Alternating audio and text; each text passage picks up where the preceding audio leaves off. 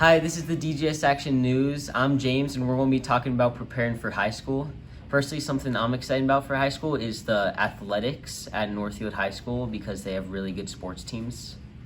I feel like this school has really prepared me for high school, and I'm excited to succeed academically in Northfield. Hi, my name is Shay. I think something I'm excited about is getting into a lot more sports and trying to reach a higher standard in like school and stuff. Hi, my name's Amaya, and one thing that I would like about my high school is like making new friends, having connections with like teachers that I know, and like having lots of food places around the school because I like food, and also succeeding in my literacy plus math.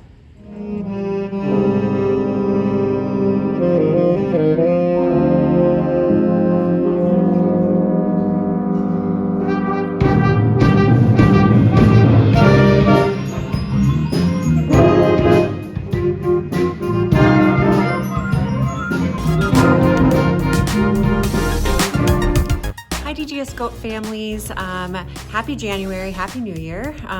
As you know, this marks the second half of the school year, which to us really means that our 8th grade students are about to be 9th graders. In response to that, we just want to make sure that we are actively preparing our students for the high school experience. In November, the 8th grade math literacy teachers and myself got to do some in-depth observations at Northfield High School to figure out what students really need to be successful within the high school experience. Teachers in a minute are going to be able to kind of talk about what they will be doing to help prepare your students, but just so you can get the overall takeaways from our observations, what we found is that our students from a content perspective really are prepared for high school. Our teachers are doing an amazing job aligning their curriculum to standards in a rigorous way so that students are feeling prepared for the content. One important thing we noticed is that high school is a much more independent experience. Kids are expected to be tracking their assignments, tracking their homework, and if they're struggling in class, it's really on them to be advocating for help. And so that's kind of the area that we are really interested in supporting students in growing in so that they can be prepared.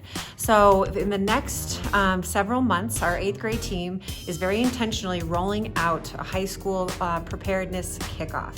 That means that we are going to be slowly increasing our work expectations and the need for student independence, paired with developing skills for students to be better prepared for self-advocacy and organization.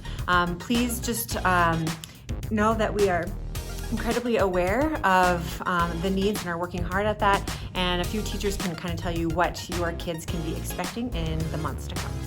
Okay, hi DGS. So one of the major shifts that we are making in literacy is encouraging our students to be more independent with longer assignments. So we're really proud, Ms. Jones and I both are super proud of how much students have been stepping up to the plate in terms of more challenging academics.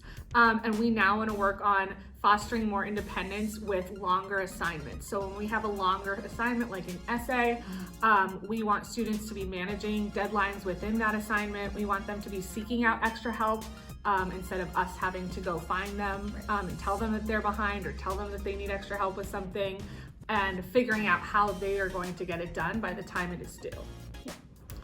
So in addition to doing that in literacy, we're also going to help foster those skills in advisory. So in all 8th grade advisories, we're going to start leveraging Schoology even more meaningfully by taking a look every week at their workload and at what assignments are due and on what day, and helping students to make a plan and just to like teach them how to build skills around like awareness of their responsibilities, what is due when, how am I going to be successful, whose office hours should I go to. So just continuing to foster skills that will lead to greater success in high school when the ownership and onus is on them to get their work done as their hands, as we shoo them out of the nest. So we're really proud of them with everything they're doing and eager and excited to see how they do with high school. Yeah. All right, the way that things are going to be changing in science to help us to prepare for high school, one, our product grade is going to be increasing the portion of our grade it makes up, so tests, quizzes, and projects are going to become a more important part of what we're doing. You can expect to see homework questions at the end of your notebook each week, which are just up to you to get done at some point, whether it's at home or some free time in class, but you'll need to have that turned in with your notebook each week. and we'll be increasing the amount of kind of independent work with due dates that's really just up to you to keep track of and make sure it gets done by the time it's done. Last Friday, we started our new core value of relevance as it relates to celebrating Students of the Week. So Students of the Week who are demonstrating relevance are making great connections between their learning and the real world and how they operate within the world. So congratulations to Everett for just being really committed to the betterment of himself and the support of others. To Adon for always asking great questions in math, just to know how that's going to help him in the community. To Emmett for always taking science content and asking great questions and about the application of that. To Brody for being just a great participant in social skills class and helping draw connections between what he learns and what others are learning. To Hadley for showing just making extra steps to make connections in class, asking the right questions, pushing others.